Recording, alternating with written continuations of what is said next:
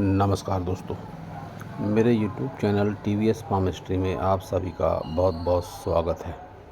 दोस्तों, अगर आप भी अपनी हस्तरेखाओं के संबंध में कोई जानकारी चाहते हैं या अपनी हस्तरेखाओं का वीडियो बनवाना चाहते हैं तो इसे दिए गए व्हाट्सएप नंबर पर व्हाट्सएप मैसेज कर सकते हैं। कृपया कॉल ना करें। ये जो हाथ देख रहे हैं आप स्क्रीन पर, यह एक 35 वर्षीय आयु का मेल हैंड है। तकनीकी फील्ड से संबंधित काम है इनका। जानना चाहते हैं हस्तरेखा विज्ञान, इनकी हस्तरेखाओं के बारे में क्या क्या कहता है। हथेली का साइज देखेंगे तो स्क्वायर हैंड है। ऐसे हाथ वाले लोग मेहनती होते हैं और ऐसे लोगों को लाइफ में स्ट्रगल ज़्यादा होता है। हाथ की सारी उंगलियों को अगर देखेंगे तो बुध फिंगर की लंबाई ज़्यादा है। तो जो इनका तकनीकी फील्ड है और उसमें जो इनको कुशलता प्राप्त है, इस फिंगर का बहुत बड़ा योगदान है इनके जीवन में। जिद्दी नेचर भी है ज़रूर। ये अपने मन मर्जी के मुताबिक चलने वाले इंसान हैं। किसी की मर्ज़ी के हिसाब से काम ये नहीं करते हैं। आकर्षक व्यक्तित्व, एक से ज़्यादा भाषा का नॉलेज और इसके साथ ही याददाश्त भी ऐसे लोगों की अच्छी देखी जाती है। सन फिंगर की इतनी ज़्यादा लंबाई अच्छी बात नहीं होती है। गुरु फिंगर के इक्वल पहुंच रही है इनकी सन फिंगर। तो ऐसी स्थिति में ऐसे लोग बहुत ज़्यादा रिस्क ले लेते हैं। नेम फेम की ललक ऐसे लोगों को जीवन में बहुत होती है, लेकिन उस लेवल का नेम फेम इनको प्राप्त नहीं होता है। ये इन्होंने जो भी पहना है इसको उतार दें, इसमें एक तांबे का रिंग पहने। बहुत ज़्यादा साहसिक निर्णय लेने से बचना चाहिए इनको। बहुत ज़्यादा साहसिक निर्णय के चलते अपना नुकसान ये बहुत बार करवा चुके होंगे, ये बात मैं निश्चित रूप से कह सकता हूँ। सूर्य के उपाय की भी ऐसे लोगों को आवश्यकता होती है। पिता से अत्यधिक लगाव इनको ज़रूर जीवन में सफलता प्रदान करेगा। उनकी कोई वस्तु, पुरानी वस्तु, घड़ी, पेन या जो भी वो दैनिक जीवन में उपयोग में लाते हों, उस वस्तु का रोज़ाना स्पर्श या अपने साथ रखना इनको बहुत ही चमत्कारी प्रभाव देगा। सूर्य को जल अर्पण भी ये कर सकते हैं अगर चाहे तो। लाल फूलों के वृक्षों की पूजा या उनका पौधारोपण, वृक्षारोपण कर सकते हैं। गुरु फिंगर की लंबाई अन्य फिंगरों की अपेक्षा ठीक ठाक सी है, लेकिन फिर भी शनि फिंगर की लंबाई अन्य फिंगरों के हिसाब से ठीक है, लेकिन जिस तरह से सूर्य फिंगर ने कवर किया है इसको, तो ये अच्छी बात नहीं मानी जाएगी। भाग्य में अवरोध का भी काम फिर इस तरह की फिंगर करती है। आर्थिक मामलों में व्यक्ति फंसा हुआ होता है। कर्ज से संबंधित भी समस्या हो सकती है। गुरु फिंगर शॉर्ट है तो लीडरशिप क्वालिटी ऐसे लोगों में नहीं होती। लाइफ टाइम किसी न किसी के अंडर में ही ऐसे लोगों को काम करना पड़ता है। इनकी सारी उंगलियों पर, विशेषकर इन 3 फिंगरों पर आड़ा कट है व्यवहारिक पोर पर। तो व्यवहारिक रूप से खरे नहीं उतर पाते हैं ये, आर्थिक, मानसिक और शारीरिक रूप से। किसी को कोई बात कह दी तो उस कमिटमेंट को पूरा करना इनके लिए एक चुनौती होती है। वो कर नहीं पाते हैं। बात फिर आर्थिक हो, मानसिक हो, भावनात्मक हो, किसी भी तरह का कमिटमेंट ये पूरा करने में असक्षमता भी जीवन में होते हैं। इनके ऐसे कई अनुभव होंगे। थंब को देखते हैं तो अपनी बात सही तरीके से समझा नहीं पाते हैं। तर्क शक्ति काफ़ी कमज़ोर है और इच्छा शक्ति है इनके जीवन में, लेकिन इच्छा शक्ति को सही दिशा नहीं मिल पा रही है। कारण कि पोर में वो बात नहीं है जिस तरीके का नुकीला पोर चाहिए होता है थंब का, वो पोर इनका नुकीला नहीं है।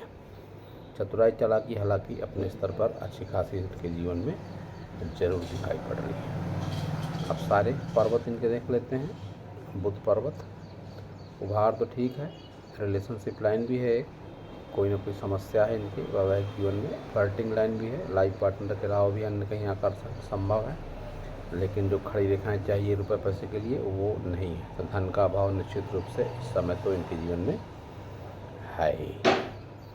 सूर्य टोटल निगेटिव सूर्य है इनका। कोई सरकारी लाभ नहीं, बहुत ज़्यादा नेम फेम नहीं, पिता से कोई आर्थिक सहयोग नहीं, और किसी का कितना भी अच्छा कर लें, कोई यश मान सम्मान नहीं। शनि को देखते हैं तो शनि पर थोड़ा सा उभार है इस पार्ट पर, तो असंतुष्टि अपने जीवन स्तर से, अपने काम से और अपने यश मान सम्मान से भी। एक विद्या रेखा भी हाथ में इनके है, तो कोई न कोई आर्टिस्टिक क्वालिटी होती है इनके जीवन में, ऐसे लोगों के जीवन में।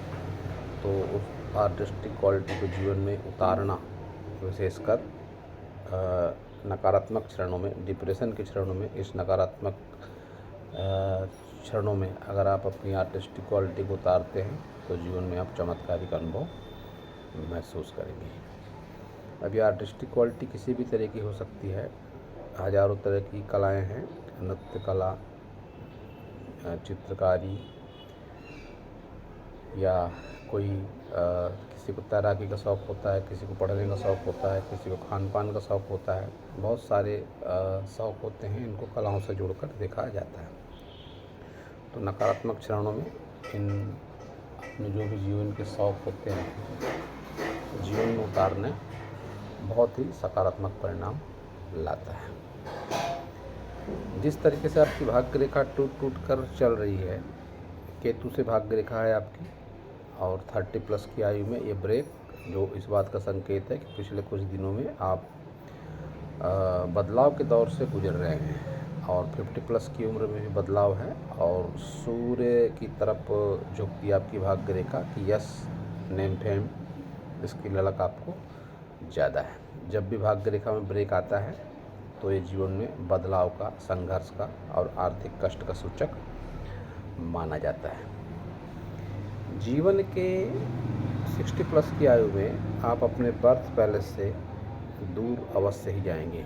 ये आपका हाथ बताता है कि आपका बुढ़ापा आपके जन्म स्थान से दूर व्यतीत होगा।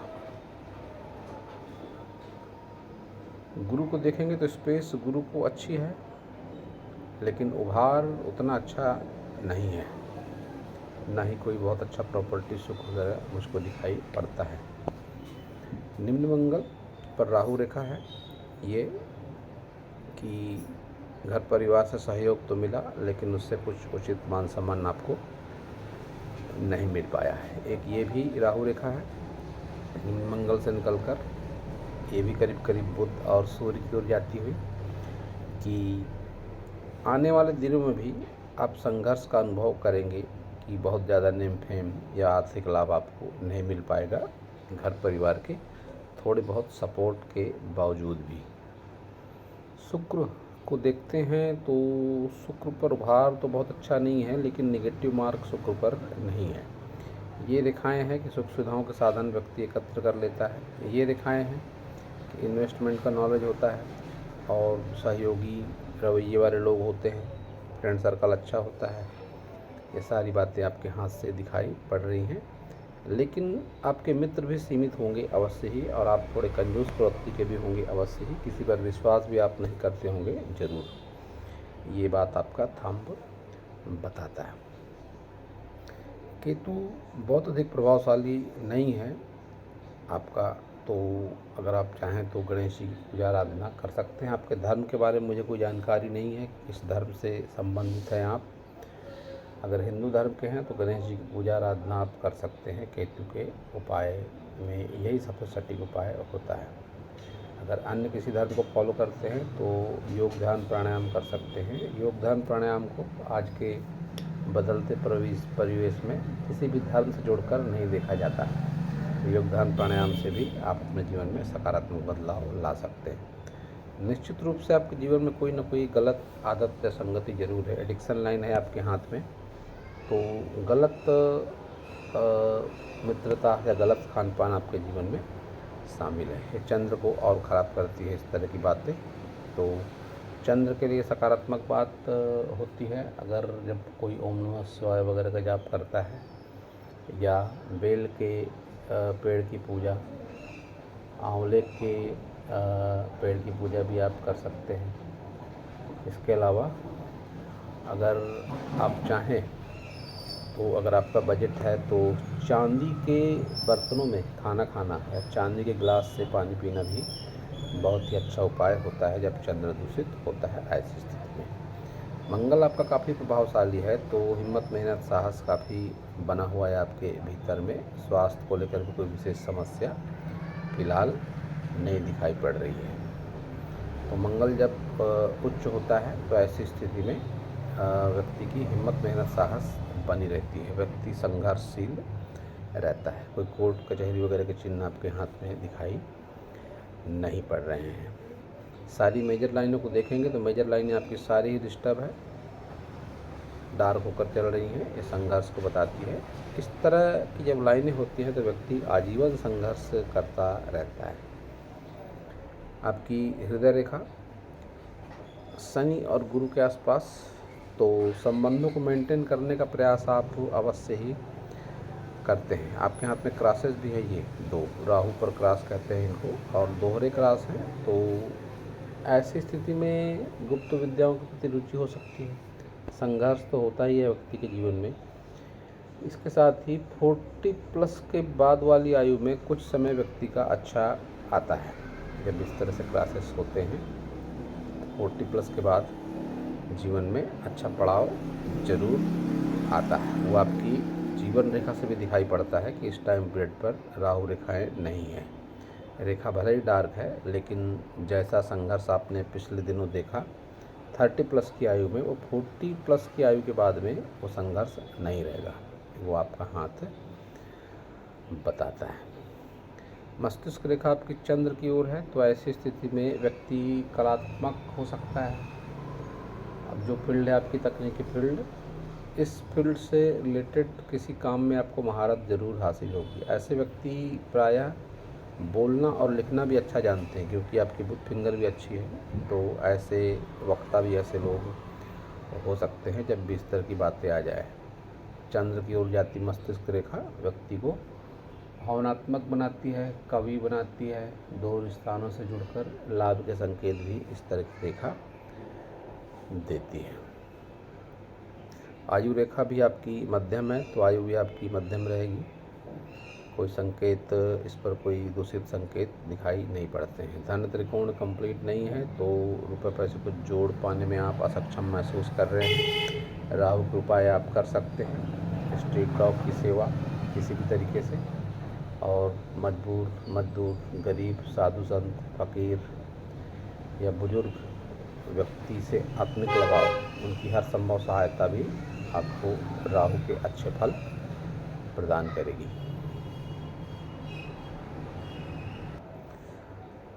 आपके हाथ में एम का चिन्ह भी है, तो निश्चित रूप से आप भाग्यशाली हैं ज़रूर। जिसकी से भी आप जुड़ते हैं वो भी भाग्यशाली हो जाता है। तमाम निगेटिव जो रेखाएं हैं आपकी, उन सब के बावजूद एम का चिन्ह होना आपको निश्चित रूप से भाग्यशाली बना रहा है। अगर आप योग ध्यान प्राणायाम करते हैं तो ये जो निगेटिव रेखाएं हैं आपके, विशेषकर व्यवहारिक तौर पर, ये मिट सकती हैं और मेजर लाइनों में भी सकारात्मक बदलाव आ सकता है, और वो बदलाव फिर आपके जीवन पर भी काफ़ी सकारात्मक प्रभाव जरूर डालेगा। ये आपका लेफ्ट हैंड है। लेफ्ट हैंड और राइट हैंड में समानता सबसे पहले तो ये है कि सन फिंगर की लंबाई आपकी ज़्यादा है। साहसिक निर्णय लेने से आपको बचने की आवश्यकता है। उस हाथ की तरह से इस हाथ में भी आपका सूर्य निगेटिव है। सूर्य के उपाय की आपको आवश्यकता है। केतु से भाग्य रेखा इस हाथ में भी आपके साथ साथ चल रही है। शुक्र को इस हाथ में स्पेस अच्छी है और खड़ी रेखाएं बढ़िया हैं, तो इन्वेस्टमेंट का नॉलेज आपको अच्छा है और फ्रेंड सर्कल भी आपका काफ़ी प्रभावशाली अवश्य ही है। निम्न मंगल उस हाथ की तरह इस हाथ में भी ये दिखाता है कि आपको बहुत अधिक सहयोग घर परिवार से या पिता की ओर से नहीं मिला हुआ है, और जब भी एक जैसे चिन्ह और रेखाएं दोनों हाथों में होते हैं तो उसका परिणाम जीवन पर जरूर होता है।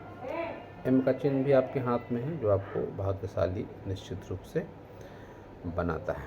और दोनों हाथों में जो एक बात कॉमन है कि आपकी उंगलियों की लंबाई शॉर्ट है हथेली के मुकाबले, तो आप डिसीजन काफ़ी जल्दबाजी में लेते हो और गलत डिसीजन अपने जीवन में बहुत बार लिए है।